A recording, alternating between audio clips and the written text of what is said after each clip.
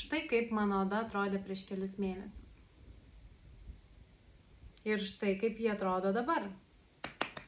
Jei ir tu susiduri su nenormaliu odos sausumu, pasižiūrėk šį video iki galo. Išbandžiau viską. Kremukus, aliejukus, geriau daug vandens, ribojau laiką saulėje, sveikai maitinausi. Niekas nepadėjo.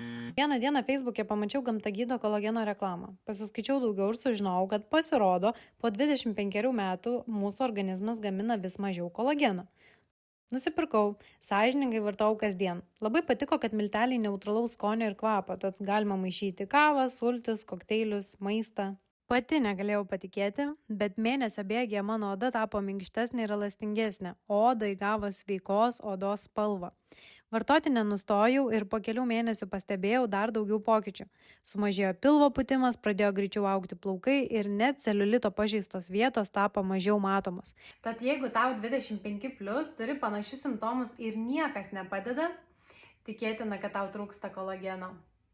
Dar vienas dalykas, vartojant kolageną būtinai vartok vitaminą C, taip kolagenas geriau įsisavins ir kolageną rinkis iš patikimų tiekėjų tokių kaip Gamtagydo, nes švarus ir kokybiškas kolagenas labai svarbu.